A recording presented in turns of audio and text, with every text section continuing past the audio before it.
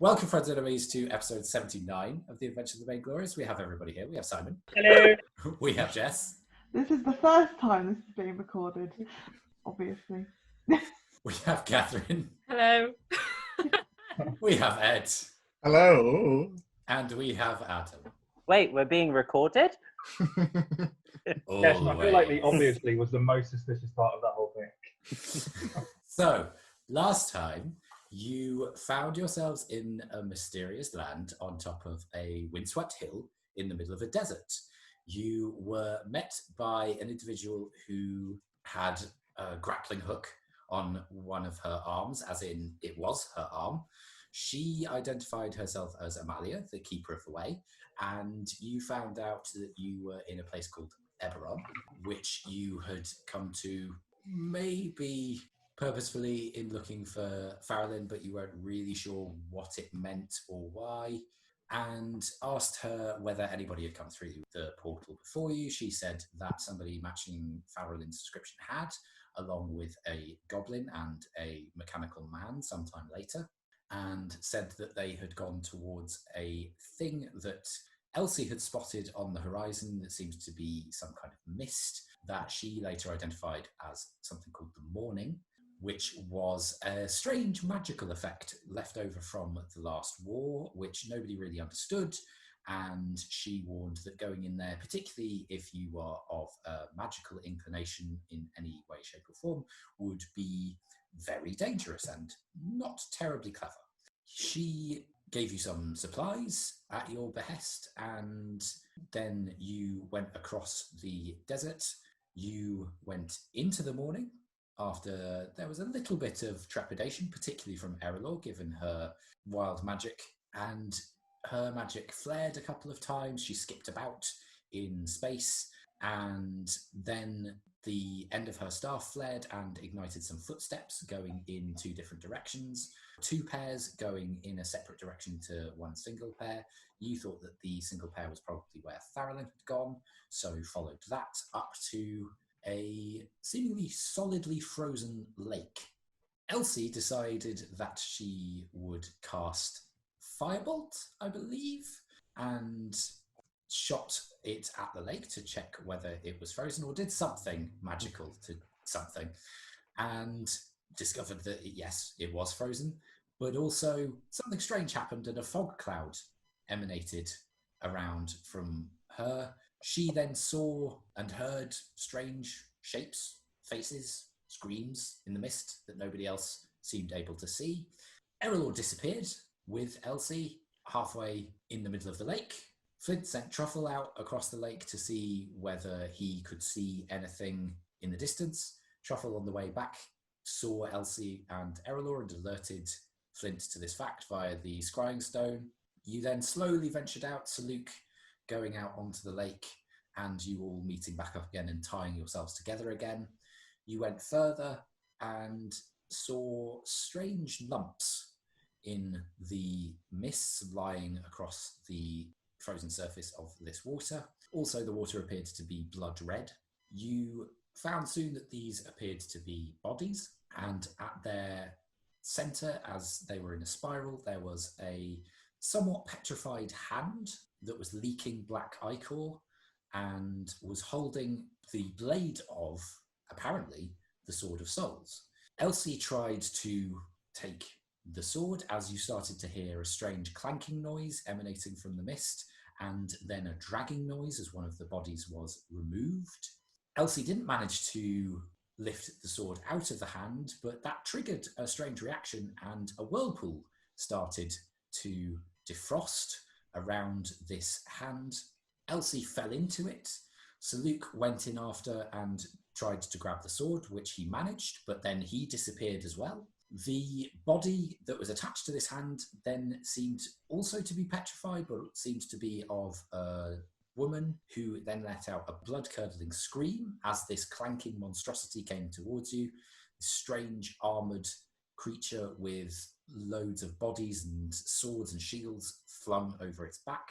You all decided in a rush to jump into the water, and this thing apparently fell into the water too. Elsie found herself on a frozen waste, Saluk soon followed and managed to gather up the sword, it having skittered away. You had a brief discussion before the others turned up and found yourselves then running from the clanking as you found that this creature had come through after you. You headed towards the scent of salt to Elsie and iron to Juniper and came across a river that wasn't just blood red this time, it was actually blood. And upon arriving at this point, there was a strange squelching noise as a boat pulled up conveniently at the bank with an emaciated figure in a cloak and cowl with a long pole driving the boat through the water.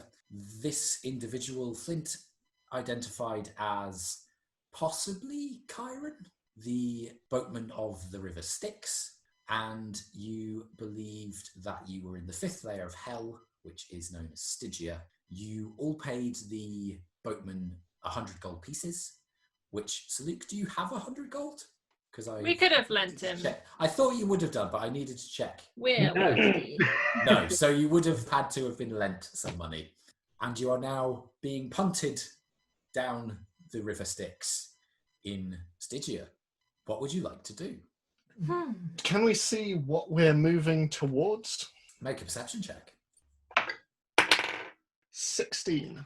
You don't really appear to be moving towards anything other than further down the river, and it is quite a long curve that you're heading down. It just seems to be frozen wastes with jutting spikes of ice going into the sky.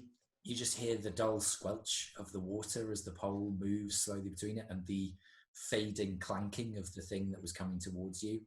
From here, there's just fog and the occasional animal cry of some kind. I'm assuming the thing hasn't carried on following us. The clanking is receding quickly. It seems like the flow of the river is carrying you away. Do we know that we're in hell? Did someone figure that out and tell us? I can't remember. Flint knows, but I don't think he has told you. Okay. So, in character then, did anyone manage to actually get the sword? Have I got hold of it? Saluk does, yes. Here, it is safe. Although I do not like the feel of it. I'll look after it. I was like just the going to feel of it. ask if I could have a look. Do I know that Truffle is no longer housing Starfy? I think I do, don't I? I think we all do, don't we? Yeah, we've talked about it, I think. I know, but I think We've all have held- we talked about it or have the characters talked about it? I think the characters have talked about it, I think. Maybe off screen. But I think there was a bit where we chatted about Erallur's. Yeah, we chatted about Yeah. Erallur not being whole. Yeah, and then didn't we talk a little bit about Staffy there? Yeah, I feel like we did. Did Staffy stay behind at Fort Argent? Was that? Starfy went into Truffle. Yes. And then it was taken by Farrellin. So Flint and Juniper both sacrificed their Yes. weapons to get Starfy back. And then we lost him immediately. So, Saluk, can I have a look at this sword? I'm not sure I really believe it's the real one yet. It is all yours. I just don't want the little one to have it. There's a matter of trust here. But you Okay, take it. It's gold. I'm honoured. Thank you. I turn to Juniper and go, I think he's talking about you. Oh, I don't do well with swords. I've got tiny paws. Vigo also said he could be talking about me. That's true. I am the tallest here. I'm the only one that's not being talked about right now. Oh, and Yeah, that's the also point. I need to kind of go I like, think Also- Brenner is taller. Brenner is taller than me. Yeah. Being tall makes you trustworthy. It's like real life. Brenner is Just the most like trustworthy. being older makes you stronger. well, you are now undeniably the main character because, as we've established, you are the human in our party of nothing, height size. I won't honour that with a reply. Can I look at the sword? And I'm looking to see if it feels like it's housing anything. How would you feel that? In the same way that Starfy has spoke to me before, I suppose, to see if Okay. if there's any Starfy there.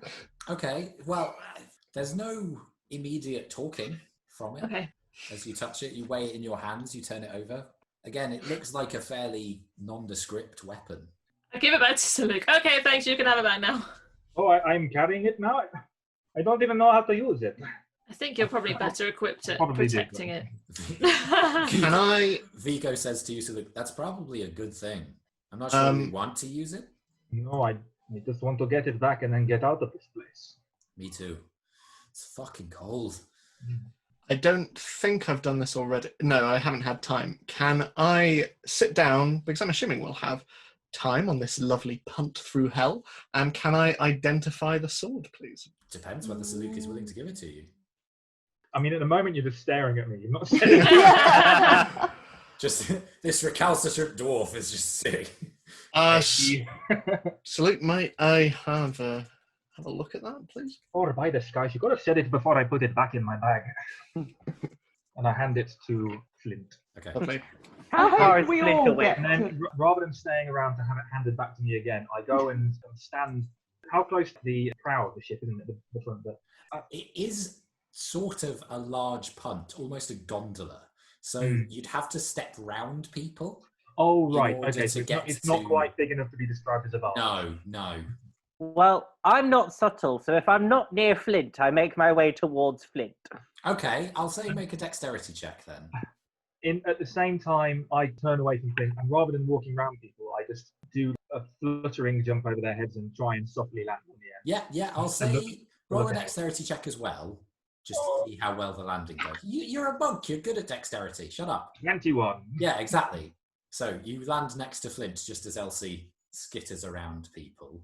I may not skitter. What did you I did get a natural 1. Oh, no. Falls in the lake. Can I just blood. qualify that doesn't affect the boat moving underneath when I land? No, it doesn't, because Elsie jumps up, starts to go over to Flint, immediately slips and falls into the River Styx. Oh, okay. There is no splash. Oh. No splash. She just goes under the water, and the boatman just looks slowly over the side with a strange noise of their neck moving and just continues to punt. I'm so sorry. What does the boatman, boat person, what do they look like? Very difficult to tell, other than they look very emaciated and they're under a large cloak, the hood of which covers their eyes. You can just about see an opening where their mouth should be, but it's rather Dementor-like. Ghost of Christmas Future. Sort of. Yeah. Okay. Elsie is in the river, by the way. I'm going to reach in and see if I Oh can. man, I thought there was going to be a really long time where none of us did anything. Yeah, we're just like going... Oh, this sword. This is good. I mean, I did say that I would get rid of Adam, but I didn't think that the rest of you would support me so quickly. Hey! Yeah, I'll reach in and see if I can find her hand. Okay, I will say make an investigation check, first of all. Okay. Natural 1. You do not find her. Well, she's gone. Stop the boat. Stop the boat now. Why? Our friend has fallen overboard. Stop the boat. Make a persuasion check. Oh, 12. That's all right. Okay, the boat stops for a moment. Saluk. Now, let's see. Now, a role-playing thing. Would being suspicious of this colour water fall under intelligence or wisdom? It would probably be a nature check, so it'd likely be intelligence, I think, because nature. Saluk jumps right in. Okay, so Saluk jumps in again. There is no splash. Are you looking for Elsie? Yeah, jumps in where he seems to remember she disappeared. Okay. Yeah. Roll an investigation check. Elsie, could you roll a Constitution saving throw for me, please? Oh, Sure. 11. Okay, so you sink beneath the water. It is definitely blood. Okay. The tang of iron fills your nostrils, and you very quickly hold your nose, close your eyes, and try and plug your ears, but you're holding your nose at the same time. It's quite Yeah. You sink, and there is no sign of the surface. Mm-hmm. It's very cold, Mm-hmm. disturbingly cold, given that the river is blood. Is it quite hard to move in? It is a little bit tricky, but it's quite thick. Okay. So when you do propel, and you are quite a good swimmer, Mhm. you do seem to go a little bit further than you ordinarily would. It gives you, but it's a weird effect. It's like kicking off something more solid, but trying to swim through molasses. Mhm. So your swimming speed is what it would be normally. Yeah. But there is no sign of the surface. Mhm. And you are cold. Okay. So Luke, what did you roll on investigation? I got a 14. Okay. There are a couple of moments, Elsie, where you're kicking and you open your eyes just barely to try and see the surface. And then a talon appears out of the murk. And so Luke, you see Elsie trying to kick closer. So Luke, can you roll the Constitution saving throw for me, please? 13. Okay. Again, it's very, very cold. All of your feathers try to puff up, but then get really thick with the blood. It's almost like a seagull in oil. Oh. But you do manage to just see Elsie as she is kicking closer to where you were looking for her. Okay. I make a beeline for her, and when I reach her, grab her with one arm and help her swim upwards. Roll an athletics check. I assume, Elsie, you're helping him I swim. will. So roll with advantage, Simon. 19. Lovely. So you kick and you swim and you're using your wings a little bit as much as you can, but they're very sticky. And you push and you push. Can you make one more investigation check for me? We seem to be surrounded by blood. Bloody river. Natural 20. So you, again, can see that there's no real sign of the surface, but you are damn sure that you definitely came from that direction. So you just keep swimming, and then eventually the rest of you see as this grey, white feathered head covered in blood just out of the water. And then a few seconds later, Elsie's coughing and spluttering, blue but also now red hair comes out soon after. I'll go over to the edge of the boat and offer a hand to Elsie. In the meantime, I'm searching through the water on the other side of the boat. Just Yeah. Cold. Grab the boat! Just... Okay, I'll say Elsie, make an athletics check with advantage because Erallur's helping you. Salute, make an Oh. athletics check. Oh. I'm just going to go with the natural 20. That's fine. I got a 9. Okay. I have another hand! Salute is struggling as Elsie and Erallur manage to very easily get Elsie out and dripping blood onto the bottom of the boat. You hear from the boatman there is a audible hiss of displeasure at this. Saluk is scrabbling, but not really managing to find the energy, quite waterlogged with blood at this point. Well, I'll put another hand out. Yeah. Okay, As soon as I'm in the boat, I try and help. Okay, Okay, so I'll say make another strength check, well, athletics check. Triple with advantage. With advantage. The DC will be lower. Athletics is 16. Lovely. So eventually, with the help of Elsie and Erallur, little bit slick, trying to pull on your clothes and arm, but manage to get you out and into the boat. And then from the boatman, there is a, shall we continue? I'll look around and suddenly notice everyone is back on board. Covered in blood. You all I right? mean, I think if I use prestidigitation, I should be able to warm and clean them. You can, absolutely, Juniper, yes. I would like to do that. Please. Okay, so Elsie, the blood just sloughs off you and Juniper gives a flourish as she manages to get it back into the River Styx. Same with you, Saluk, but she actually fluffs up your feathers with the warmth. And there's just a brief moment where Saluk looks double his size as the feathers are just all poofed out, a little bit like a pigeon that's trying to warm itself. And then eventually they all come back down again. You are clean and you are slightly warmer. Ah, this was a good coach. Thanks. Please travel with me always, little dog. Okay. Oh, I thought I was about to feed the fish there, but Oh, I did don't you think see there was any fish? fish. Oh. No, it was just cold, very cold, and Cold blood. lots please of. sit still from now on. Yeah, what did you say, Simon? Please sit still Ah. from now on. Yeah, I will do.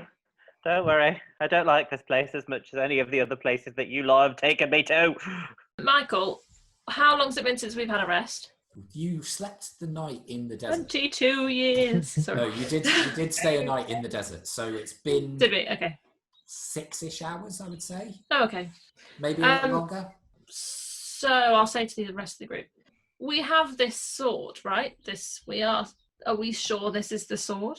I'm just about to check now, and I will actually sit down and identify it now. Okay, I see what's happening here, and I like this plan. So, because you've not replied to the boatman, they don't continue rowing. Oh, That's so cool. you just stay where you are in the middle of the stream. I think that's okay. Flint sits down. You see the familiar ritual taking place, the concentration. Flint, after the 10-minute period, this is the Sword of Souls, but its magic is inert. Can I tell how that might be? Unfortunately not, no. The Identify spell only allows you to know what the item is. You don't know why the magic has passed out of it. You don't know whether it can be reactivated, but it is most certainly gone. Well, I guess what I mean is, having sensed that it is gone, is there any way that I might... No. Arcana? No. Without What's to Arcana? without having a more intimate knowledge of what ritual might have taken place, even with Arcana, there's no way that you would know. This is a very rare, one-of-a-kind object that you have only just really found out exists. That's all right. I'll turn to the others, and this is it. But whatever magic was in it, it is gone. Right, so what does that leave as our obligation? Do we still return it? It's hard to tell. Vigo, what does your boss want? The sword or the Well, magic? I think he, at this point, he was actually cutting his losses and suggested that we just help you get the sword back to whoever you are getting it back to. We prefer it be in your hands rather than somebody who's been messing with his organization for months. And if we tracked her down, all the better. But can we truly say the sword is fully in our hands? We have the blade, but what if it being inert does not mean the magic is gone? That's a good point. Maybe she found a way to remove the magic and now it's on her. yes. Maybe she is a Sword of Souls now. But in We which went case on- we've lost the tracks, so we don't actually know where she is. And we must keep looking. We were not sent to find a simple blade. We were sent because of the blade's power. The power is the key, and I do not feel honest about returning without it. I'm sorry if this means we must carry on in this horrible place. Yeah, speaking of, where are we? Apparently, if my guess is correct, we're in hell. I'm sorry, what? Well, one of them, they're around 9, I think. I think we're on the 5th layer. The 5th layer. 5th layer, aye. Do they get worse as you go down? They do. So, as far as hells go, we're sort of around 50-50 in terms of awfulness. 5 out of 9 is not 50-50. Brenna palms Vigo's head as he is about to say something and goes, "What? We're in hell." That's what the dwarf said. I feel the same. Speaking of, can you all make Constitution saving throws for me, please? No. Erallur, you're resistant to Oh, cold I'm... damage, aren't you? So what, sorry? You're resistant to cold damage? Yes, I am. Yes, but you are... But I rolled a natural one. But no, you are an Azamar in hell. Yeah. Not a good thing. So everybody else's is a cold check. Yours is something else. Did you say you rolled a natural one? Yes, I did. Okay. Did you just say bye? Bye. We're all gonna die. I hope you re-rolled a character. So, You are tiefling I now. actually have a whole folder of characters, so that would Oh be my okay. Elsie, what did you get? I got an 11. Okay. For the moment, you're fine, even with having been sunk, because Juniper warmed you back up and cleaned you. You're okay. You're cold, but it's not quite taken an exhaustion level of disadvantage. Flint? 21. Yeah, you are equally fine. Juniper? 12. Okay, you are also fine. So Luke? 9. Okay. You are a little bit chilly. Yeah, it's starting to weigh on your muscles a little bit. You're not exhausted yet, but you are a step towards that. And weighing on these muscles is a big weight. You also notice that Vigo starts shivering quite violently as well. Brenna's fine. Erallur, you take 1 point of corruption. What is that? We will get to that when it becomes relevant. Do I need to make a note of the fact? Like, Yes, is it? please I do. take 1 hit point off, but I need to make a note of No, you don't take a hit point. Oh, You I take don't. a point of corruption. Just put that on your Okay. notes somewhere. Oh my god, I bet you alignment change. Oh. Oh, we should all get corrupted. Yeah, let's all go Oh. evil. It's real big in the temporary hit points box, so Okay. You're all a little bit chilly, but some of you are dealing with it better than others. Vigo says, well, I'm kind of with Saluk. I think we should probably keep trying to track her down. I don't know whether she came here or not. To be honest, I don't even really know how I got here.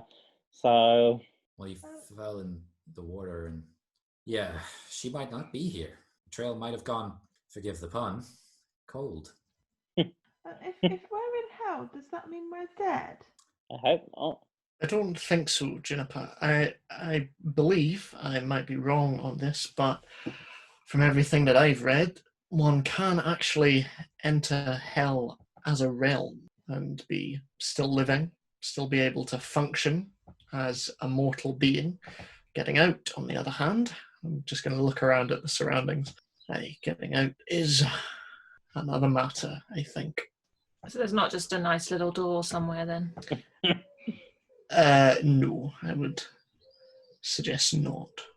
Not that I would dream of leaving my traveling companions, but what lies up? More hell, less Hell level 4. hell level 4. But Oh, good. it's not necessarily less bad, just different levels of torture, different levels of suffering. That said, the higher we get, the closer we get to getting out.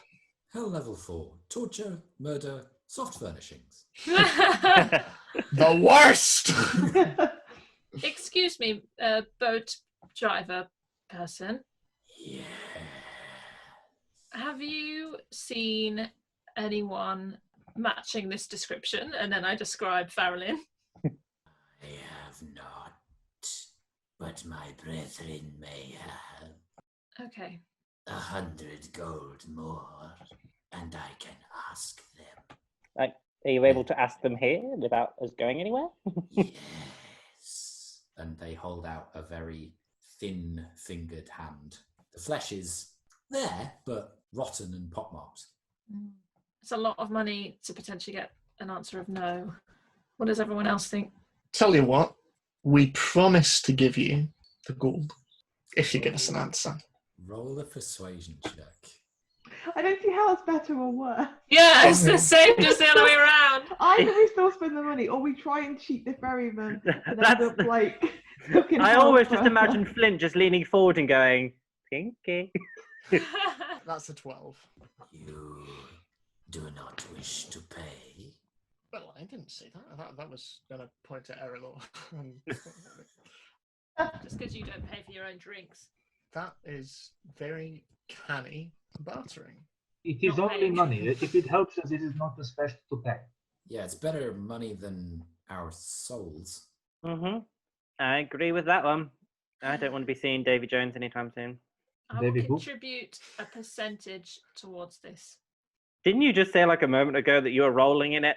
Yes, but if this person keeps asking us for money for certain things, then that will only go so far. How many And we're in times- hell. I imagine it's very expensive here. How many times could you pay? Huh? How many times could you pay 100 gold? 250? What? Yes, no, sir. no, that's 10. 25? I don't know. Yeah, 25. 250. She'll pay the 100 gold. Yeah, she will. Okay. You all owe me money now. I say I make a note of it, but I don't. Okay, so you place the money in the hand and it doesn't move, but the money disappears and then the hand retracts. And there's a moment where they place the pole against the bottom of the water, despite the fact that Elsie and Saluk, you didn't hit a bottom, and it certainly wasn't this close. But there is an audible thunk as it sinks there. And then there's a brief dark flash, and you see its head crick back quite violently and starkly. A few moments pass, and then the head comes back down and it retracts the pole out of the water. They have seen her in the city. of Tantlin And where is that? along the river. Can you take us there? You have paved your way. If that is where you wish to go, I Is can. it nice? No response. I don't think he has heard that word before. Just for clarification, are we going up? Are we going down? Are we staying on the same place? Like, It depends what you understand as up, down, and same place. Little more so. No, no. okay, I'll just go where everyone else is going. What was the name of that city? Tantlin. Tantlin. Yeah. Nice. Nice. Okay. I'll settle in for the ride. Okay. Elsie, if up starts to get confusing, please, could you rub my back?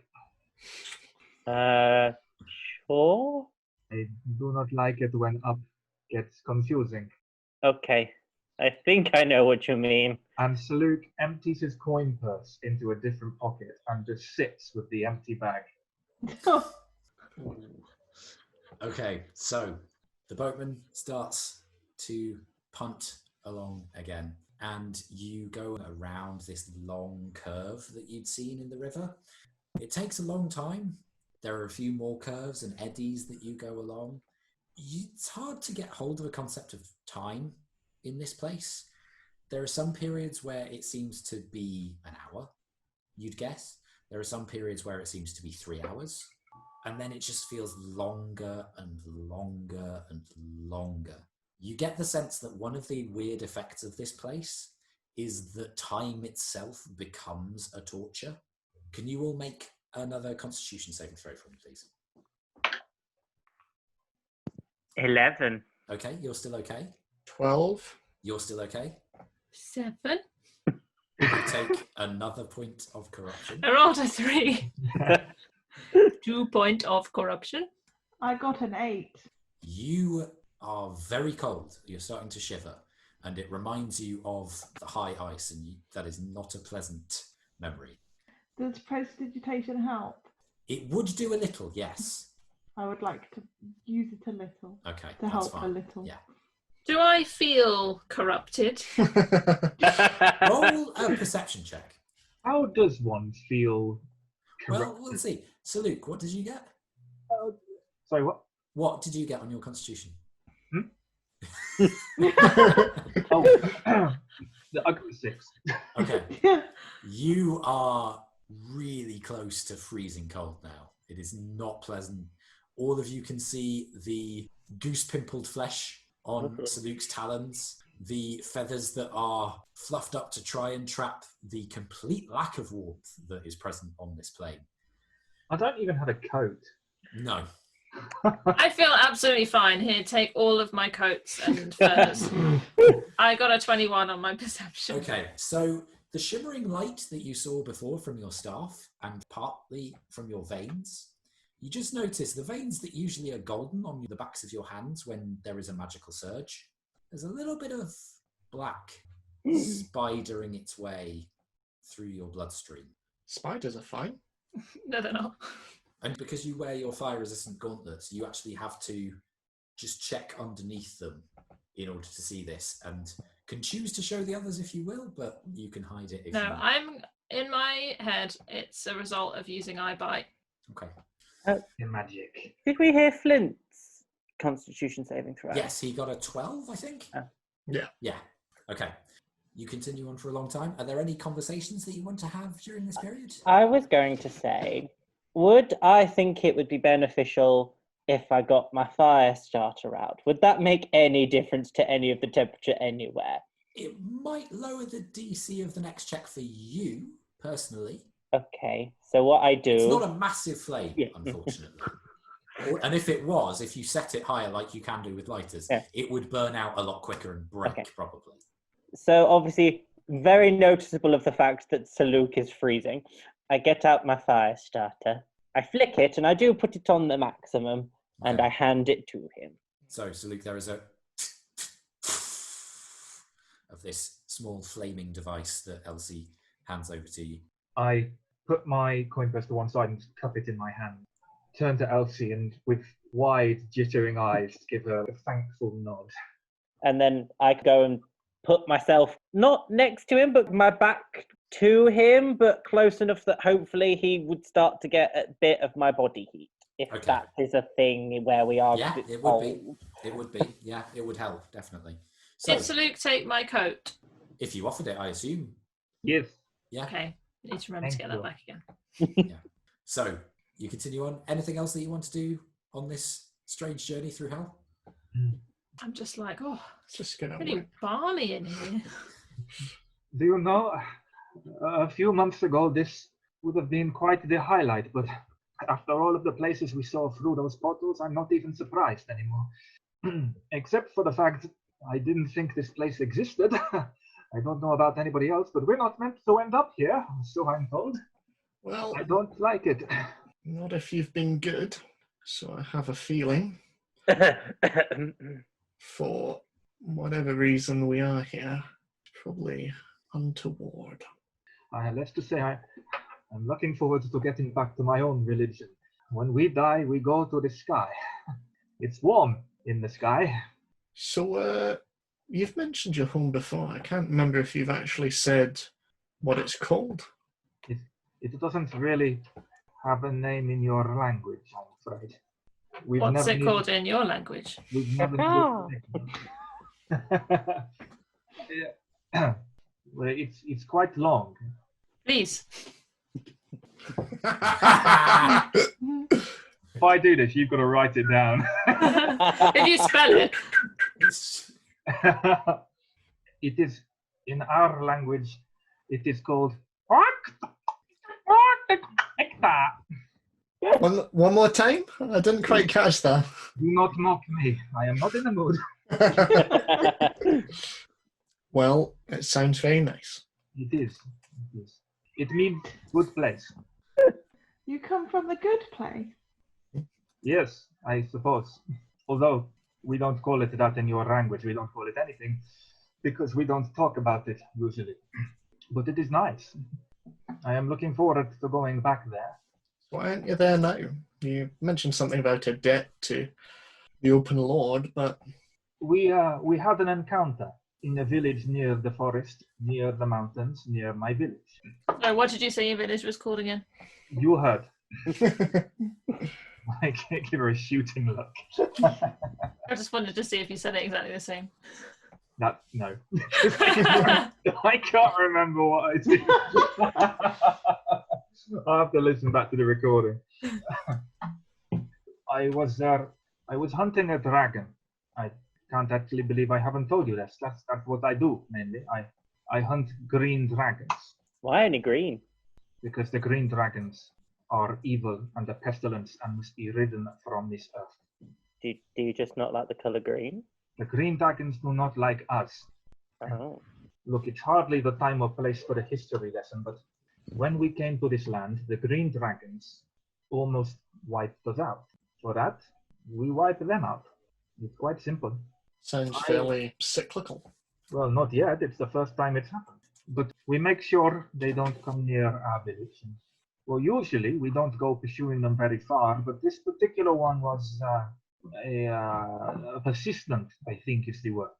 And there came a point in the chase when I decided to let it go. It had left. It had gone far away from our mountains, but it had developed a grudge against me, and it found me while I was staying in a small village. Do not remember the name. It attacked, and the Open Lords happened to be there, and she saved my life. And then this happened. This is the longest journey back to my village I have ever been on. And I must say, we're one of the best companions. Well, I must say, for an Open Lord of Waterdeep to save your life is one thing, but to say that you need to get back a sword that literally steals souls seems quite a steep favour to ask. Do not say that. I am sorry, but she saved my life. I owe her whatever that she would have asked of me, and I will honor it in full. Fair enough. I would do the same for any of you. Duly noted. Do you have pubs in your home, Saluk? No, not in the way that you would know them. We they are a small community, so we drink around the central fire. But Sounds it is quite like a similar. pub. Or do you just have large bowls of water that you gather on the edge on, that sometimes you clean yourself in, and sometimes you... No? No? Okay. Just... Do you drink the water you have cleaned your shit off in? No. When you've been at sea for 30 days and 30 nights. Everybody shuffles a little bit further away from the boat. Right, okay. Okay, so you continue on. Is anybody keeping an eye out for anything along the No. way? You're just having a chat as you... So Luke is focused on the fire starter mainly. Okay. I think I'm probably looking. Okay, I'd say roll a perception check, anyone who wants to. 13. 17. Okay, so Erallur, you see, again, hard to tell at what point in the journey. You've sort of lost track of time. Off in the distance, there's a weird plume of ice at one point across one of the flows, and you're not really sure what makes it, but a few seconds later, there's another plume. It's quite a distance away, but then once you focus on it, you can just hear this distant rumbling as another plume sprouts out of the ice, but you can't see what might be making them or why they might be happening. Flint, as the journey continues, you start to see signs of civilization. There is, at one point, a few animals moving across some of the ice flows, and it's weird because some of these are native to the prime material plane, but they're just wandering around in hell. It's very strange. So you actually see a few mammoths and a few polar bears lumbering across the ice. They don't seem to be devilish in nature. They seem fairly typical of their species. And then eventually you see off in the distance, there is an ice wall that you seem to be approaching, and the river seems to be getting closer to. And just outside of a rather large basin, which is crescent shaped, you see a few figures moving across the ice. Some of them appear to be in armor of some kind. A few of them have wings.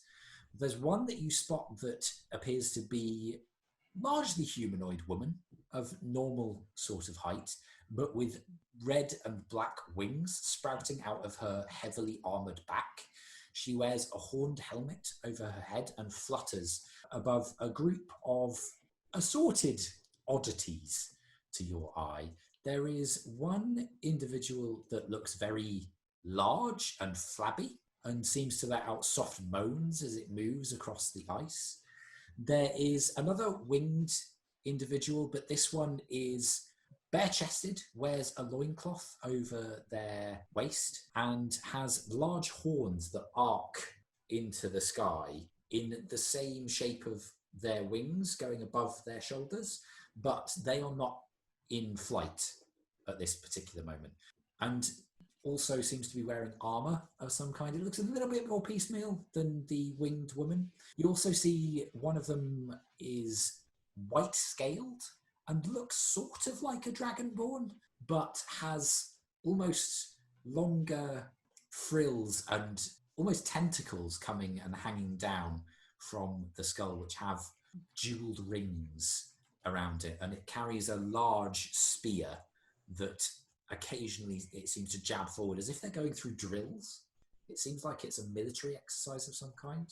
And you float past this site, and eventually you come to this crescent in the water and see that the large ice wall that you saw is in fact a city built into the side of a glacier. There are no real lights that you can see.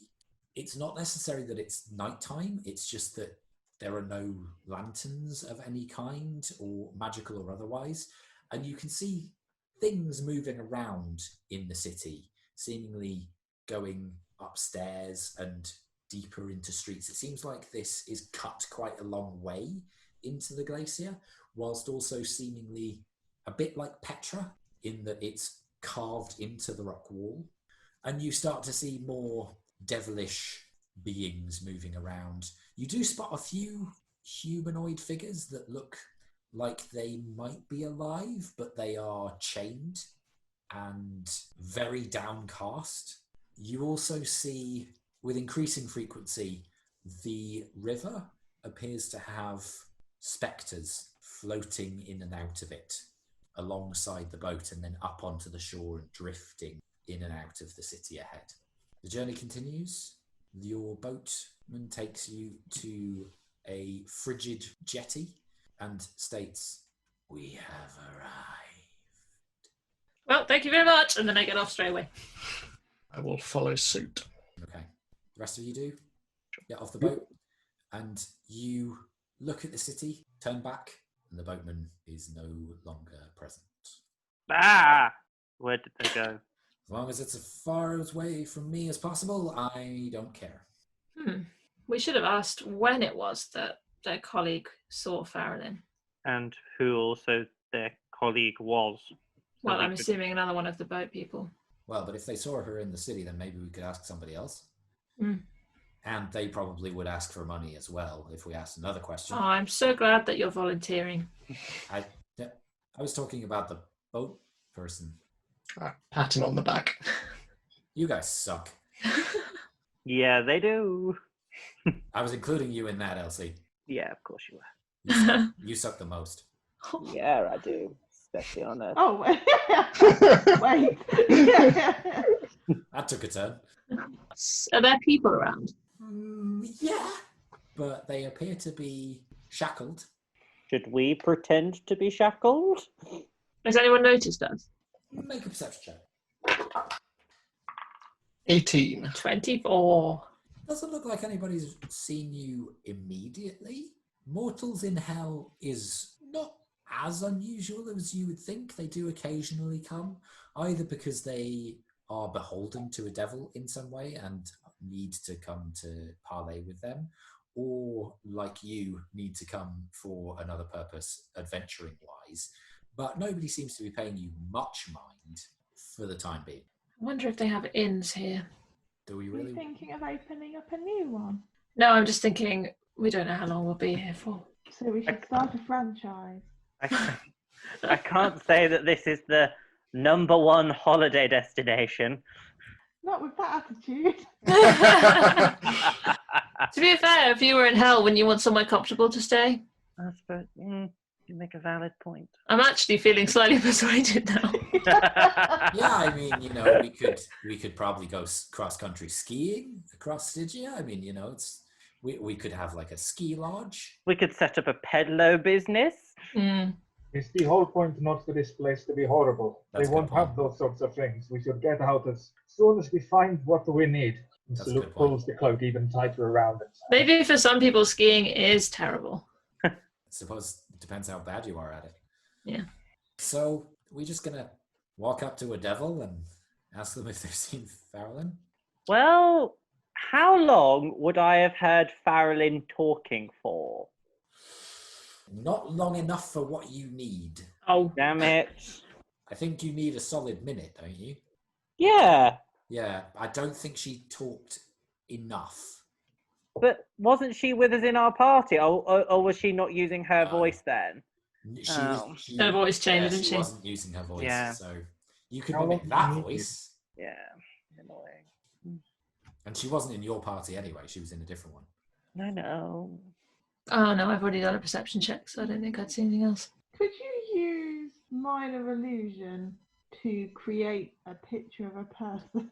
A less than 5 foot tall person. Well, Wait, but I it suppose, wouldn't need to be them. yeah, you like could just like do that it. big. Yeah, Oh. like the little holograms Oh, in Star Wars. yeah. Could you not just be like, "Have you seen this person?" Wow. Yeah, I'm going to try it since it's a cantrip. Well, I mean, have you just suggested that as Juniper? No, I suggest that as Jessica.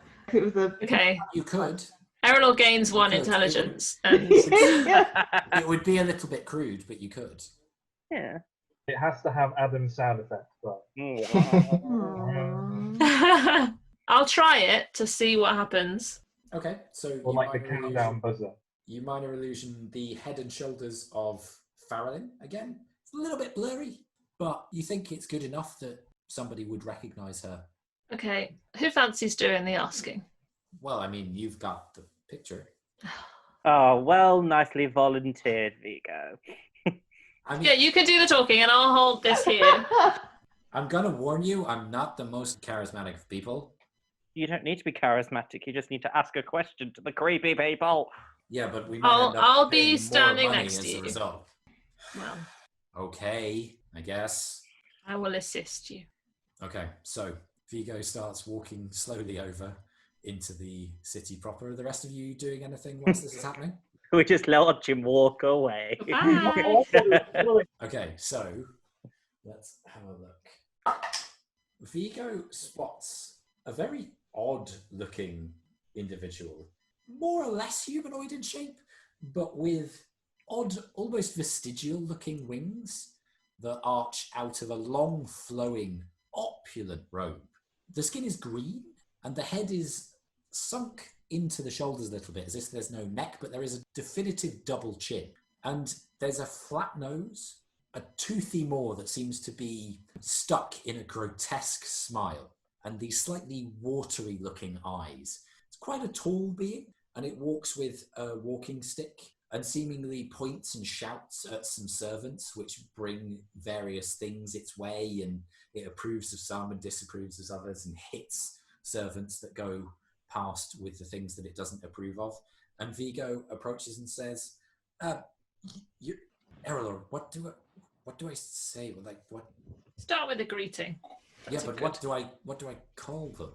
I don't think you need to. Just say hello. Be polite. Okay. Good day. And this creature's head moves, and then almost a second later, the double chin moves to meet the head. You dare address me? Vigo looks terrified. I just wondered if you could help us. Have you seen this woman? Insolent morsel. Okay, we'll just go and ask someone else. Thank you. Could tell you for a price. What might that price be? And the eyes flick to Erallur. That one. As in, I've already paid a lot of money today, and I think it's someone else's turn now. I do not need coin. I desire you. well, unfortunately, I don't think she swings that way, and also I don't think she's for sale. A pity. Does she belong to someone else? Yeah, the tall one bought her. Roll a deception check. Who are you talking about? Who's the tall Brenner, one? I think. Brenner, Yeah. deception. Yeah. A natural one. Wow. You dare lie to me? Oh, sorry. When I said the tall one, I meant the bird-like one. What? 2 fingers, clawed, green, mottled, and slightly smelly, touch your face, Elsie, either side. You are out of your depth, little one. I should converse with LXXIX himself, and then you would be mine. And the Who's thing is, LXXIX? roll an Arcana check. Natural 20. Hey. LXXIX is the lord of Stygia. Oh.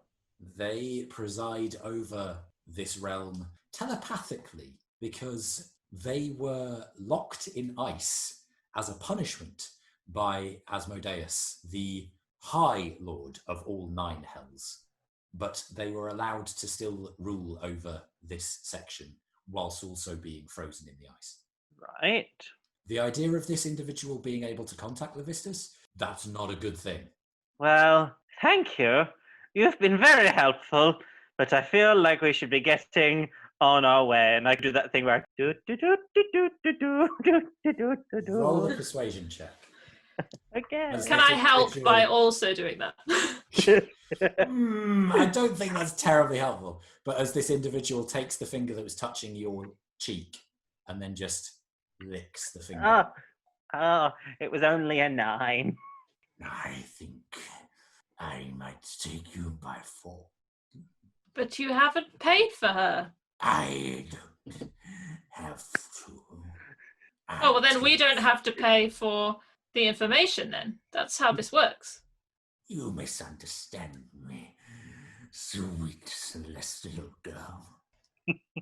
I take what I want, and I want both of you. Okay, well, and I'm just like... You start to walk away, but notice that a few more people have taken note of this exchange, including several of the servants of this individual, who are now standing in a loose semicircle behind you. Oh, hello. Didn't see you there. And a whole One of- group in the middle. All of us, I mean. Yeah. Loosely, they're not entirely enveloping you, and there are gaps, but I Erallur? could be persuaded to let you free if you offered me something delicious in exchange. What about these magic beans? Magic bean. Aye, you can smell them if you want. They're very, very potent. Really? I sense their power. Oh, they are very powerful. What do they do? Well, a mortal like myself, unfortunately, I have yet to even imagine their power, but someone such as you, I'm sure all it would take is a mere bean to understand the limits of their potential. Roll a persuasion check. It's not well. 8. Oh! Can I help by like, nodding aggressively and be like, "Hey, good beans." We're all nodding. Yes. If you're all nodding, I'll give you advantage, Ed. Roll again. 1. Ah! Not a natural one, but A one. dirty one. A dirty one. Yeah, a the minus. dirtiest one. No, I have no need of such trinket. I was thinking more along the lines of a contract. Either I get every single one of your soul, upon death, of course, or on your return to the material plane, you slaughter, plunder, and gift me 100 souls I mean, of we're other already individuals. in arrears for that, so could we top that up? You Yeah. are. Or we could just walk away. I mean, typically, Let's go, Elsie. Already beholden to someone else. well, not so much, but I guess, Technically, yeah. yeah. I mean, I guess what I mean is, Here's the contract, and it's the scroll with the job contract from the Waterdeep person. They take it from you with their long, sallow fingers, look it over for less than a second, and then pass it back. This stipulates nothing about soul. But it means we're really rather too busy to be making any other contracts right now because we have this contract to fulfill. So really, I'd like to be going and finding the answer now. and besides, we've already sacrificed a great many souls to another power, with all due respect, probably a little more powerful than yourself. You insult me again. Well, you know, I mean, Who is this power you speak of? well, so powerful, I don't know if we got a name, but Juniper, the being beneath Fort Argent, she was incredibly powerful, and she ended up destroying an entirety of Fort Argent. I don't know if you know of it. It's quite a large settlement to the north, but I mean, I would say we brokered a kind of deal there, wouldn't you, Juniper? Yeah. There was an exchange of goods and/or services. I scratched For Juniper's us ear. all. There was supply and there was demand. Yeah. Roll the persuasion check. No advantage this time. You've pushed your luck. 10. I know about all that stuff that happened, don't I? Yeah, we all discussed it. Yeah. I don't. No, you have no idea what he's talking about. I know not of this form. I only know who is in power here. And that's me. You, celestial sweet, seem to be under the impression that you can escape me. A false one, I assure you. How many of their servants are there? About 7. Oh, okay, not that many then, in the grand scheme of things. And how close are they surrounding us? Loosely, probably 15 feet. 15 feet, okay. I am still quite bad at following the situations. Are the negotiations going well? Vigo mumbles out the side of his mouth to you, sort of, no, Oh, no. we're in a lot of trouble. I reach into my pack and I have this written down. I don't know why I saved them, but I have metal moth bits. Oh, I have some. Oh no, I used mine. Okay.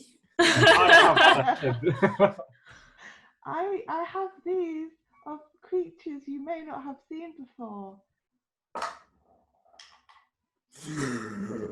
No. How dare you bring such an aberration into my person? Begone! Begone with you, you foul creature! And the wings withdraw in horror at whatever this thing thinks these are. Just really And don't like then moths. starts to withdraw. Okay, we'll be going then. Goodbye. Erallur, you will remember that there was script in the original chamber where the wilder nest was in the Undermountain, in Infernal, saying never to let it free. That thing knows that the metal is of something that even devils fear. Can we just take a little bit of that each, Juniper? Okay. Thanks. Give them to me. I will, when we have a moment, I will make something useful from them. Okay, so that went well. It did. I mean, we didn't learn anything other than the fact that devils are afraid of moths. Well, why? Well, maybe just let's not rely on that as an out, though. Shall I make myself look like a moth? I did that once, but it was difficult because then I had the brain of a moth, and moths don't want to do a lot, and it was difficult. So asking devils, not a good idea. There are things here that aren't devils then that we can see. There are, yes, but most of them seem to be enslaved or in servitude of some kind. Okay. I think we should have a look around and see if we can find any other mortal beings while we're here. Sounds good. Roll an investigation check then, whoever is looking for that. That's a 12. I got an 18. Nice. You can smell their blood. 13. Or other 15. things. 15. Okay. Non-blood related things. Sorry, no, 18. Okay. So most of you see what appear to be slaves, souls of humanoids, and some that you don't really recognize, species from other worlds and of ancestries that you've never seen before. Flint and Juniper. Juniper, you catch a scent which smells very lively to you. And Flint, once you see that Juniper has caught this on her nose, almost like a pointer dog, you just follow where she's going. And your nose, Juniper, you keep it fairly close to the frozen street. And eventually, Flint, you almost have to stop Juniper from bumping into the shoes of an individual who is quite tall, has horns that come from the front of their head near the temples and arch back in a sweep and then curl upright towards the sky. They are bedecked and pierced with jewels. They have slightly pale blue skin, sharp canine teeth as they let out a smile at this dog creature that seems to be sniffing and tracking them. Their clothes are quite heavy furs, but well lacquered and well made against the cold. You see gloves Again, intricate stitching of patterns of frost and snowflakes. This looks like a tiefling, but of blood that you've never really seen before. You've only really seen red tieflings and the occasional other colour, but this one is definitely a blue tiefling and looks at you and smiles, slightly confused. And Juniper, you then look up at this individual, having found a living person. Hello, we're looking for our friend's sister. I don't know if you've seen her. Well, hello there, little one. I don't know whether I have or not. What might she look like? My other friend can make a picture for you. And I beckon Erallur over. Of whom? It's more like a... The tiefling looks you up and down, Erallur, and then smiles. And there's a slightly unpleasant edge to it. Ah, what a friend to have. And they stroke this small goatee that is spiking from their chin. Your friend says you are looking for someone? Ah, an elf. Living or dead? Living that we know of. And you think that she came here? We know that she did. I cannot say that I have seen her, but I might know someone that has. Okay. Is this your first time in hell? No, I come here all the time. In order to get to the city, you must have interacted with some individuals. Surely you know that there is a quid pro quo basis to transactions of information and otherwise. She's not for sale! Oh, no, my dear. I do not deal in the trade of flesh. Good. Coin or information is fine. What information are you looking for? Rumors from the prime material plane of individuals that might be persuaded to our cause. What is your cause, exactly? The defeat of the demons, the end to the blood war. Wait, you're not a demon? No, I am not. Oh no. And you see the eyes flare a little with a cold fire.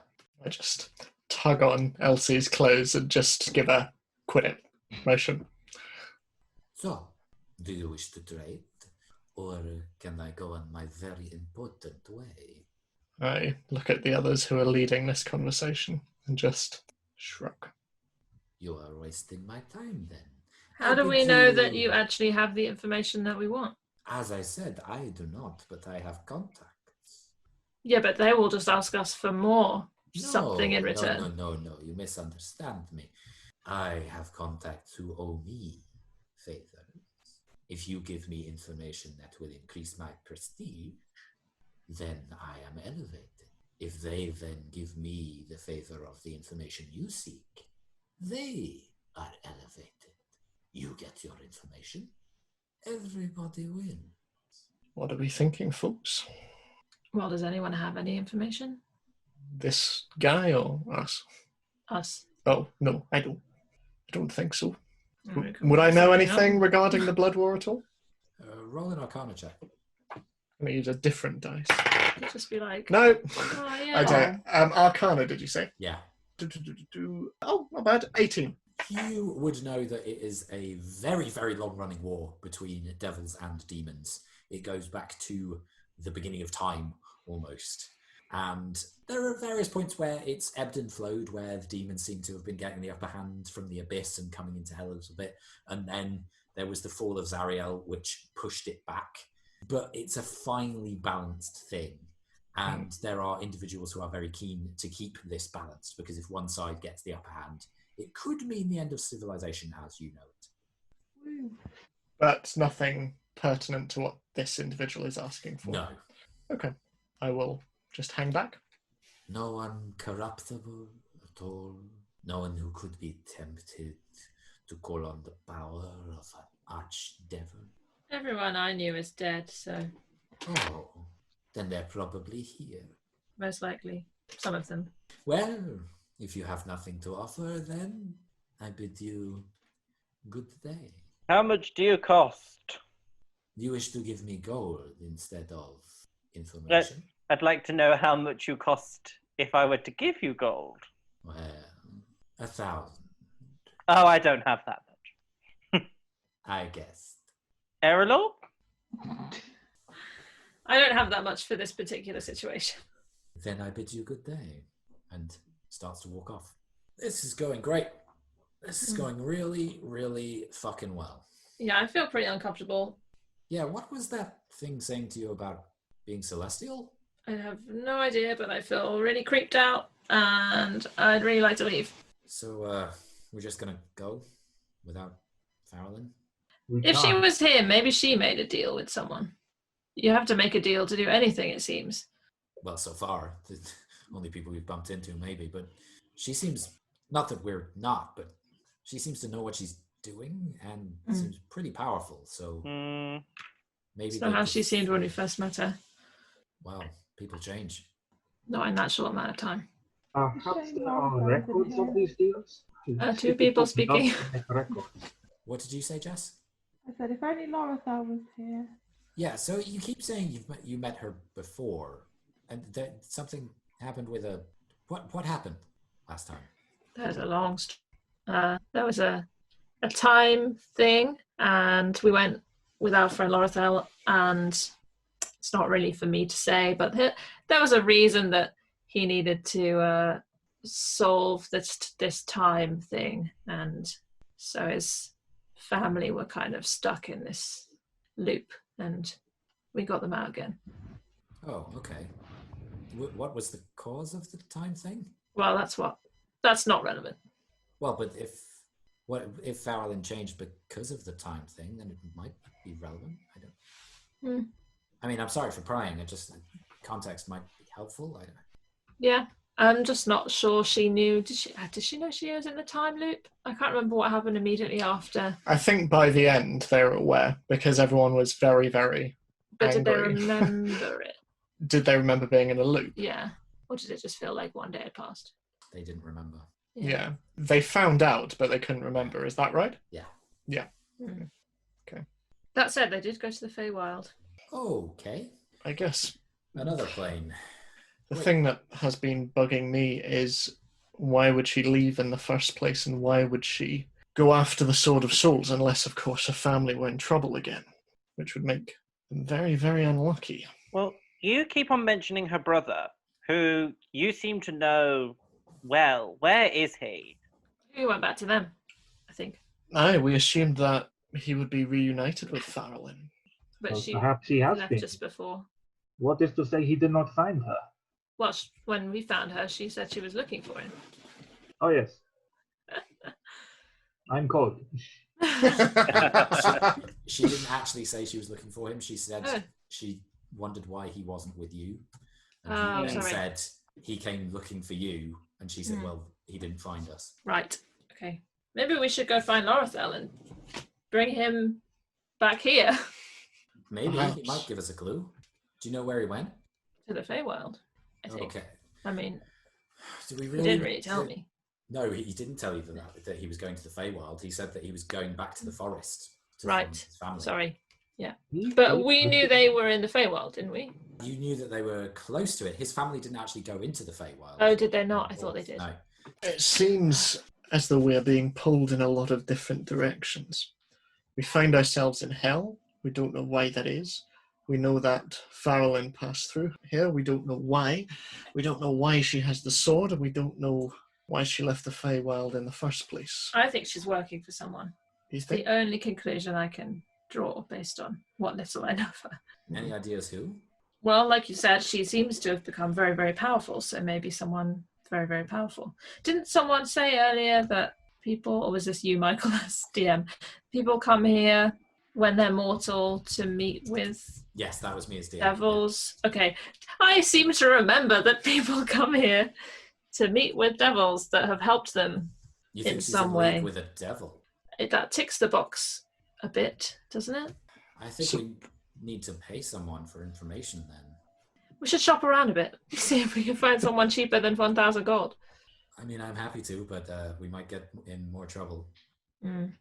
I stand with what I said on the boat. We cannot leave until we find her. We can always get more gold. Okay. but I don't want to pay all of it. We'll split There's quite it. a lot of us. We will split it. Yeah, we'll split it, won't we, Elsie? Yeah, sure.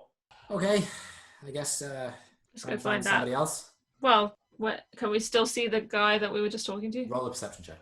That said, he was creepy. I mean, we're in hell. I think everyone's. 9. No, you can't see any sign of him. Okay, let's find someone completely different. Lovely. Yeah, we'll look around. Okay, roll an investigation check. Preferably still not a devil. 18. Okay. And someone else can do the talking this time. I'm going to hide at the back. Then I pull my hood up. Okay, so you see an individual, they seem human from what you can tell, are wearing a collar that designates them probably as a slave, but they seem to be in quite nice clothing as opposed to the other slaves and moving fairly freely through the city, which probably denotes them as somebody fairly high up in a slave hierarchy, maybe the head slave or something similar.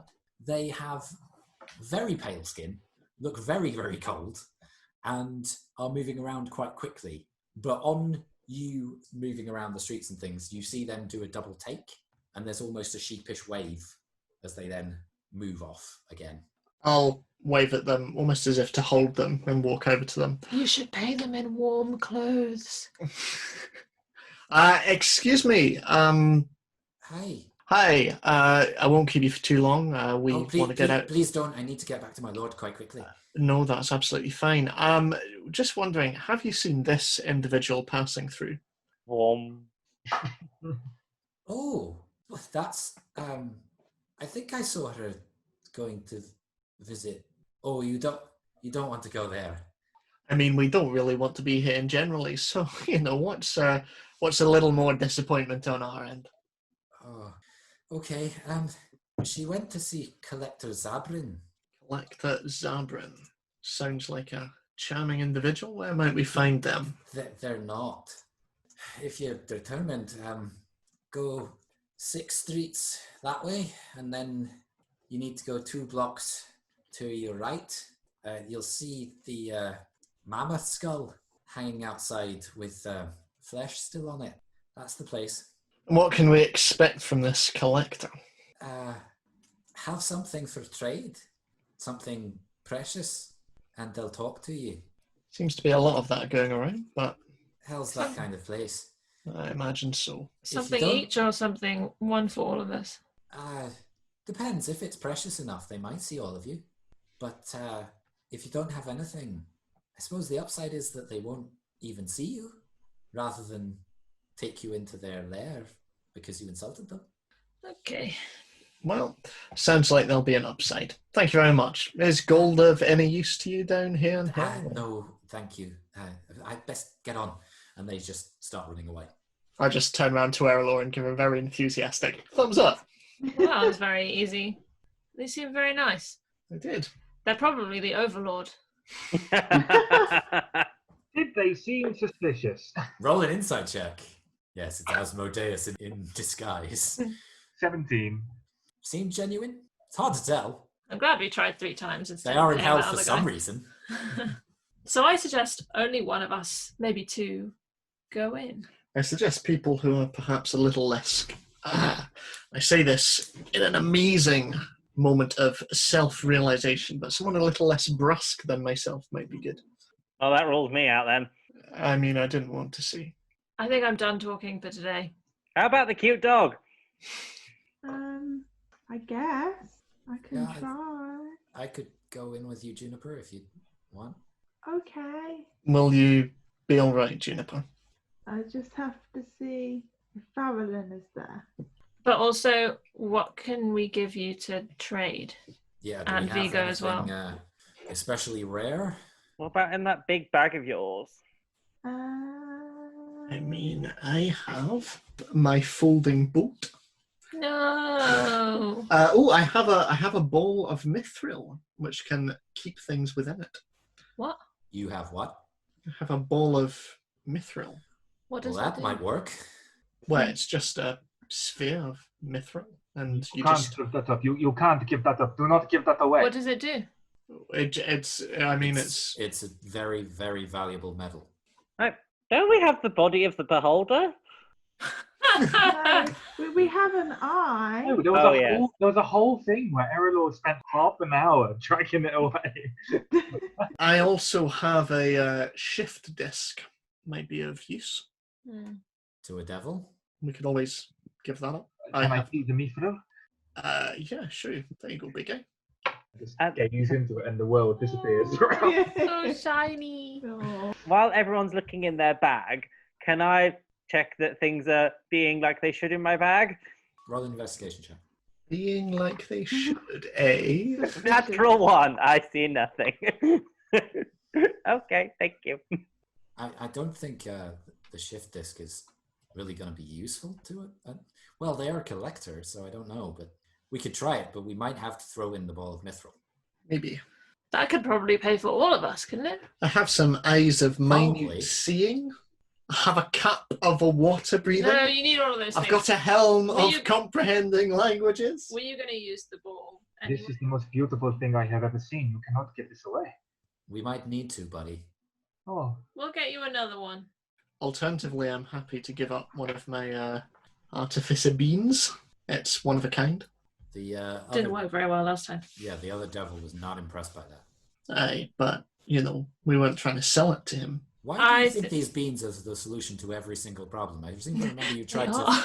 feed it to someone. Aye, well, that was more of a bluff.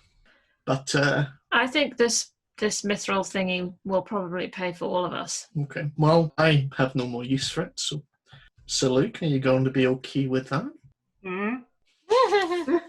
There we go. Is he still holding it? very tightly. Oh. Okay, so you set off down the streets towards the collector's home. Yeah. Okay. So can you roll a sleight of hand check for that thing that you want to do? The rest of you, you are That thing. going through. This is a strange city. It's mostly made up of icy buildings. You can't really tell whether the buildings are actually ice or just covered in it. It's very difficult to tell. It's a lot of cold blues and whites. There are, as you go deeper in, fewer and fewer people or beings in the streets. Eventually you get to the mammoth skull that you were told to find. And it is colossal, hanging and swinging in the constant wind outside this place. And Erallur and Elsie, you notice first, and then the rest of you do, that Saluk seems to be working at the mithril ball a little bit with his jeweler's tools. Cutting it smaller, or Yeah, seems to be shaving some stuff off it. yeah, that's fair enough. Buddy, what you doing? Nothing? Hey, I mean, if we can go in with a smaller one, then why not? Fair play. You want to just cut it in half? Sure. I'm happy to wait outside. Actually, you don't. You just twist it. You don't need to. It's hollow on the inside, so you can. Oh, so we can give them literally a half. I can do. I mean, he might ask where the other half is, I but could make wonderful things with this. well, how about we go in with one half? If that presents a problem, we can give over the other. I can protect the other half outside here. Yeah, I'll wait with you. Also, Juniper, I'd like you to take Truffle in with you, just so I can see what's going on. Okay? Are you Oh, not going in? I thought we were all going in. Oh, sorry. I Wow. got the impression that we were. Well, Errol No, said well- that the mithril ball might get us all Yes. Although now we're only trying half. I think half of us should go in. And I volunteered to stay in. outside. Why are we trying half? I mean, are we not wanting to not try and cheat a devil or whatever this? Are we cheating then? It is not cheating. He did not ask for a whole ball of mithril. He has not asked for anything. Yeah, And but we're- I don't think we want to start with a low ball offer here. Oh, I thought we were going Or a way half. above. Or a half ball offer. Ha. Pats. I do her not on the understand. shoulder. Was this a joke? I mean, we are only going in there for information, so theoretically, all we need is to give enough to pique this devil's interest. Sure. Yeah, but if Erallur's theory is correct and Farrellan works for this devil, they might not be willing to give up this information for anything less of something amazing. Well, we could always say we could offer half of the ball as proof, and then if they make any demands of us, We can say that will give them the other half on the other side. Half as a deposit. The other Even half. a scrap Well, of this is amazing. Never mind a whole ball. In our world, maybe, but maybe not to a devil. Maybe this individual has lots of mithril. We don't know. Mm. Maybe this is where all the mithril went. And Do you think speaking he as might? someone who's made bad deals before, we don't want to go in here and insult this thing. I think it's better to overpay than perhaps insult it and die. yeah, so fewer of us should go in with more stuff. A whole ball Yeah. and maybe 3 people and a dog. Would the price perhaps get cheaper if we found a way of asking for what we need without specifically mentioning Erallur? I don't think so. I think we need to mention her. We do need specifics. We don't just want to track down a random elven woman in hell. We don't know what she did. Okay, I think we should just go for it. But me and Salute will stay here. Okay. I'm going to need the ball, buddy. And very slowly, like a sullen child, passes the ball back over. Okay. You have those little shavings. We can sit and look at them while we wait. Quickly takes the ball and pockets it. Okay, so who's going in? Me? Juniper? I can go in, but I am not the best at diplomacy. Yeah, speaking of Elsie, maybe you should wait with us too. I mean, Elsie already said that she'd wait outside, so that's fine. Mhm. Okay, maybe we just take Brenner in. They're not the best at diplomacy either, but they don't really talk much, so I'm sure that'll be fine. Mhm. hopefully it'll just be an intimidation thing of a devil. What am I saying? Well, like I say, I would like Juniper. I'd like you to take Truffle. Just in case. That way we know if we need to come in. Okay. Okay. Okay, I guess I'm going to knock on the door now. It was nice knowing you all. Knock, knock, knocking on devil's door. As she's going, I just squeeze Juniper's shoulder and just give her a little, you've got this. If only she could give herself bardic inspiration. The door knocks. There is a pause. It stretches for quite a long time before a fairly high slot on the door slides open, and you can't really see what might be looking out. There is just darkness beyond, and a voice emanates from this shadow. Yeah. Hello. We were told that the collector lives here, and I think I have something they might like to collect, and I would like some information. Do. Yeah. What might they want to collect? Take out mithril. Ah, Show it. interesting. And what information might you seek? Well, I had a friend called Lorethal who was very lovely. Did you? And Was has- he? Yes, and a lot of things happened. And there was also a skeleton called Lorethal, but I'm talking about the elf A Lorethal. skeleton? It was very good. And he had a sister, and I thought she was very nice, but maybe she wasn't, because she did stab some people. But we think she's here, How and terrible. she didn't seem too stabby, although I guess sometimes you can't tell.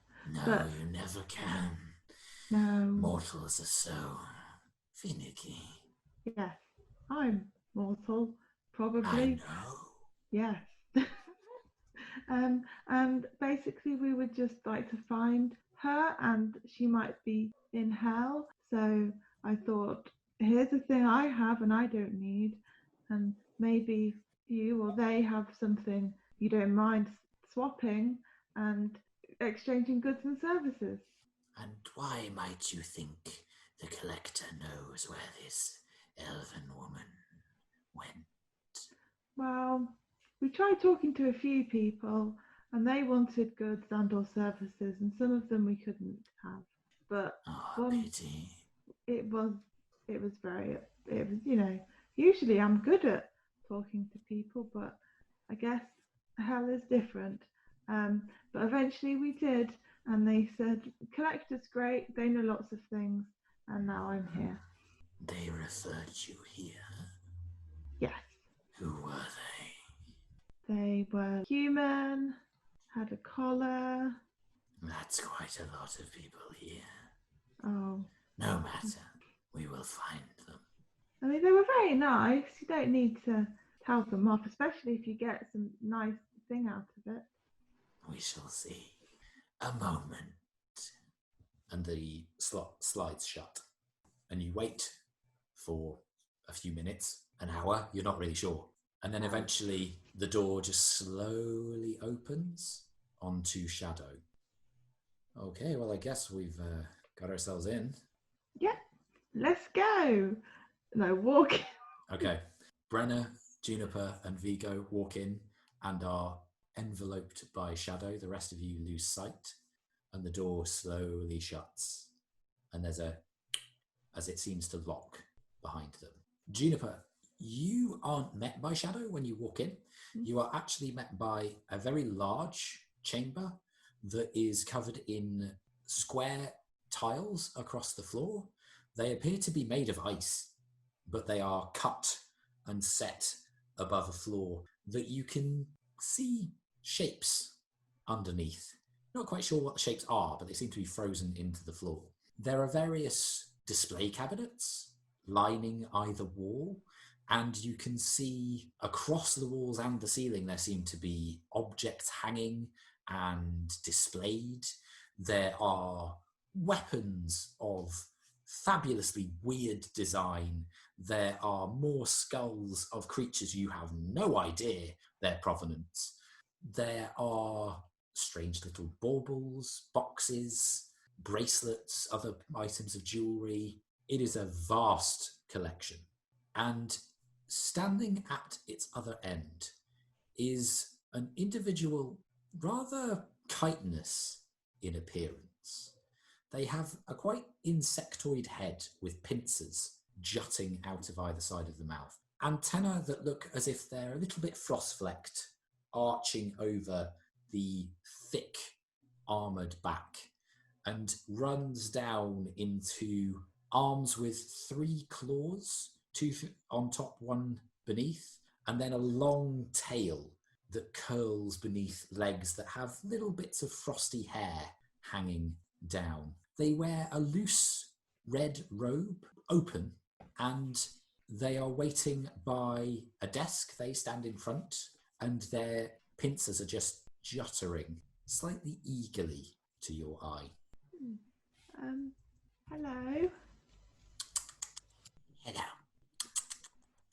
I'm Juniper, and this is Brendan and Vigo, and Hi. I brought this, and we're looking for my friend's sister, Farrellyn, and I didn't know if we could make a trade. May I? Hold out the hand for the ball. Yeah, okay. And it takes it in its 3 fingers, seems to weigh it, and takes it close to its eye that is red and compound and looks all around it. Doesn't move the eyes in any way, but just carries it across very close to the surface. Mithril, if I am not mistaken. A worthy gift. You seek someone who came here. Yes. Her name is Farrellyn. She's an elf. She came. She asked too much. She left. So she tried to make a trade as well. She did. For one of our items. Oh, what was she interested in? Head turns to the ball. Make a persuasion check. Okay. You got this. Pretty well hope so. Yeah, 33. Yeah. It lowers its hand, and you see its strange fingers move in a particular way, and the ball appears in a display case, not too far off. She was after the cup. This is my first time in hell.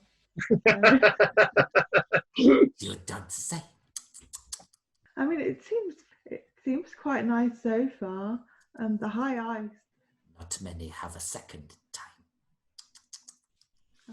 Well, I'll keep my paws crossed. but I haven't heard of the cup before. Is it?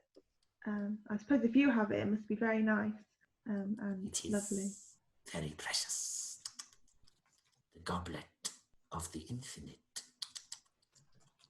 So I imagine it has some great power. Shall never empty. Any liquid you can call upon, and it shall sate your thirst until you are thirsty no more. Oh, I mean, that's a very good object. I don't know why Farrelyn would want it particularly. Did she say why she wanted it? She did not. She made an offer. I refused. Could you tell me what she offered? Not for what you have offered. Oh. Could you tell, did she say where she would go next? Without the goblet? No.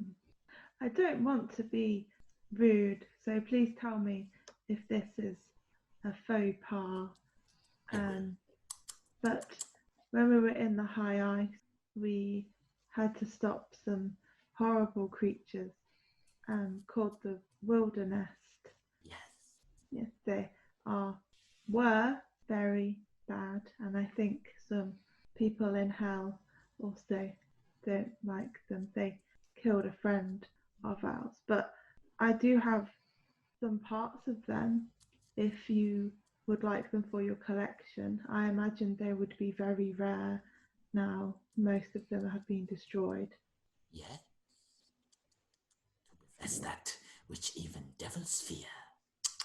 That would grant us prestige.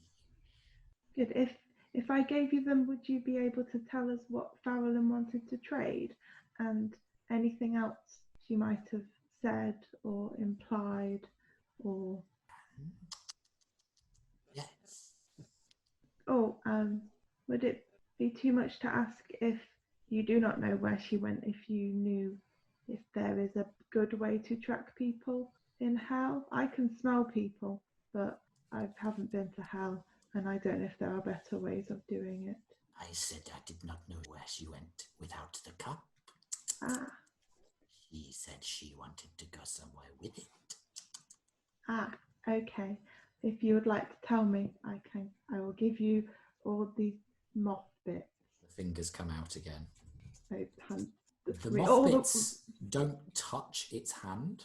It seems like it doesn't want to let them. There is a strange illusory ripple, and they appear in another case, further away and seemingly behind thicker glass. She wished to take the goblet to the crucible. I didn't hear that, sorry. She wished to take the goblet to the crucible. To the crucible?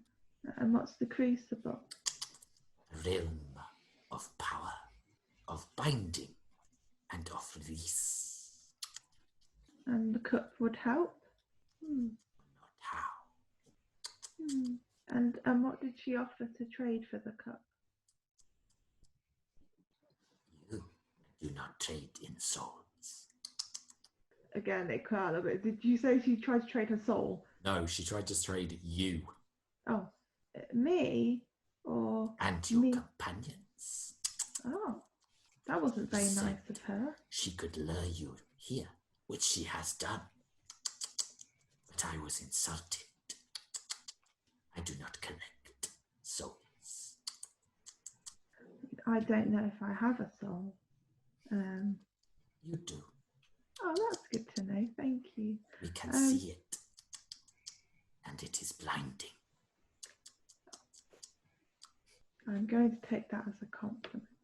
I suppose her plan worked, so that's good to know.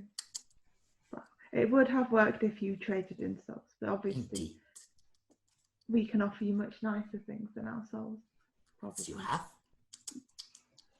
So that is a good thing.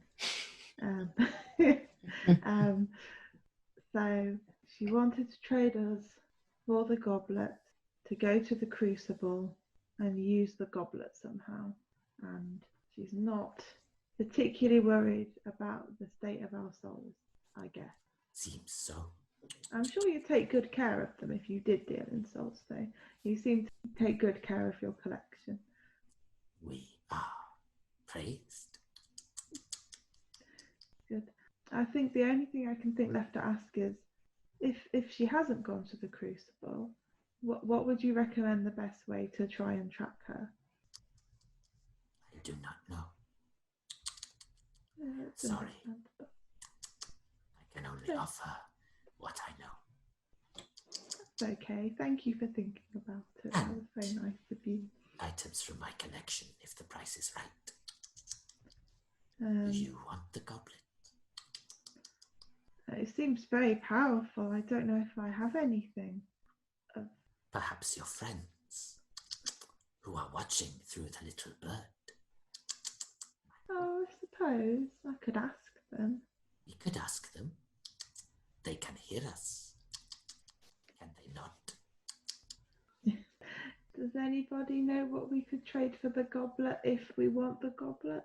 If we took the goblet to where she is, then she'd get the goblet. I don't know if we can actually hear each other.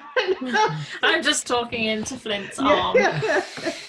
There is a two-way sound thing, so Yeah. there's a bit of a tinny Erallur Yeah. saying that to you. I mean, that's true. She's tried to trap us once, so this could just be a trap inside a trap.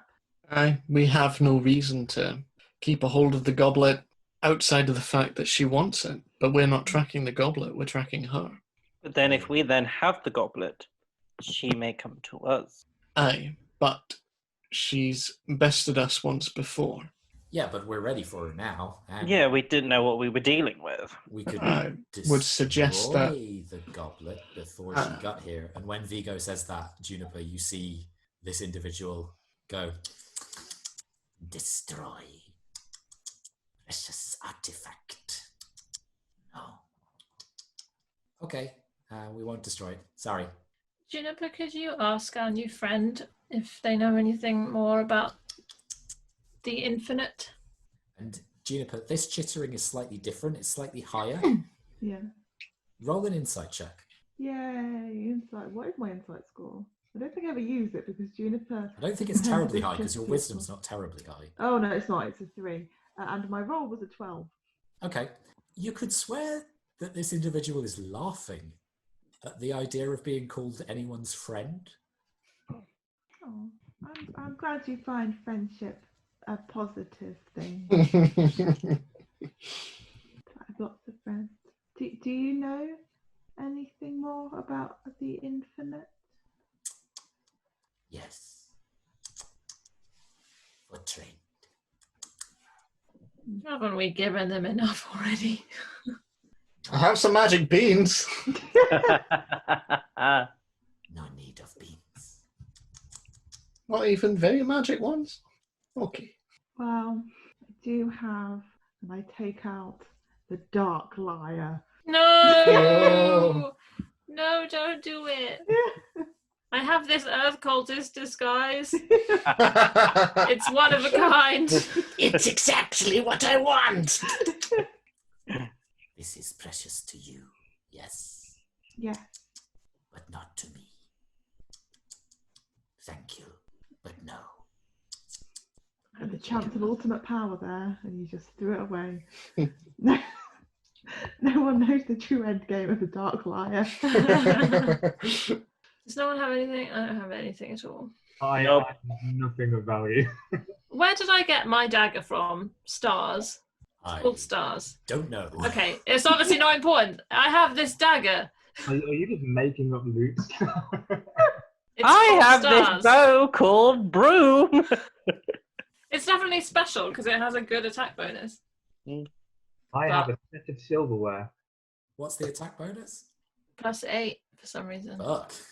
That's pretty powerful. Yeah, I can't remember where you got that. If you don't have the notes, then I don't know. Wasn't it from the dragon? Let me- No, I feel like it was so far back it might be when I was making physical notes.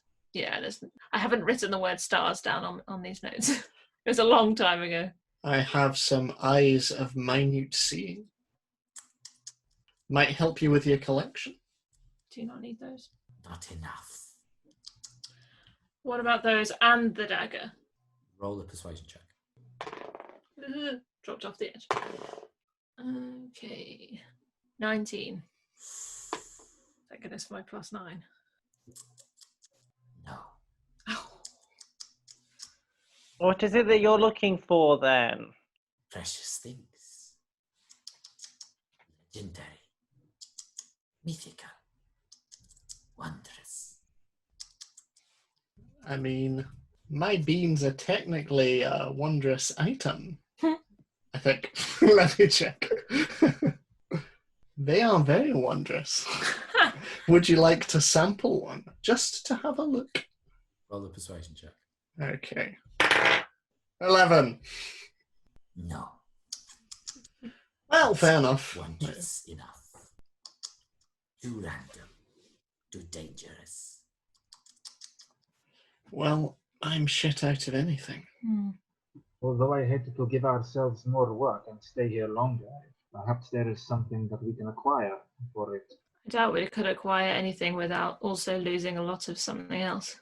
In the off chance that you were looking for something, what might that be? We sense something powerful. You have. Why don't you all come in and we can assess? I have lots of things, I just don't want to give them away. We have the power of friendship. Yeah! I bet they don't have that in hell. I will start to head on in. Okay, the door opens as Flint starts to walk towards it. Sure, why not? Does Okay. it feel any warmer inside? No, Oh, it does not. So, you walk in. Immediately, Erallur, you see these eyes Oh, no. go to your arm. A precious feather. That would do. That's inside my skin. I'm not sure You how. could extract it painlessly, we promise. well, I don't think that is even an option, is it? We're not going to let them touch her, right? No. What's in your arm? My backup plan most of the time. It's up to you, Erallur. But I think it's probably time to say goodbye.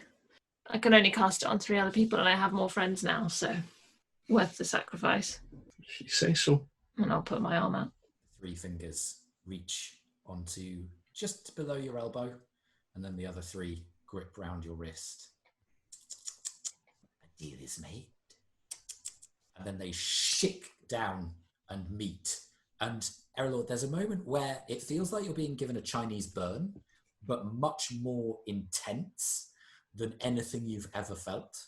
And you've been in pain a lot of times, and you've nearly died a couple. But this hurts, and you are very awake for all of it. They said it would be pain-free. Yeah, they lied. Okay. And then there's a soft burn as you all see this blue fiery feather just peek out of the skin between the fingers and then stand upright out of the skin as the tattoo drifts away. And then the fingers just grip it, the flames gutter, and then another cabinet is filled. You wish to know of the infinite? We will tell you. And that's where we're going to leave tonight's session. Oh, Law. I had a tattoo and now it's gone. That was her one rebellious thing. Most of my D&D characters have to have a tattoo. I mean, all of her family are dead. I think that's about as rebellious as you can get. It's Right. fine, we'll get you a nose piercing.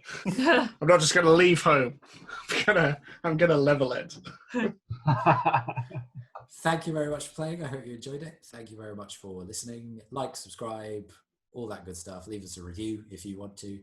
We will be back next time. Everybody wants to say bye, say bye. Bye-bye. Goodbye. Boy. Bye. Bye, folks.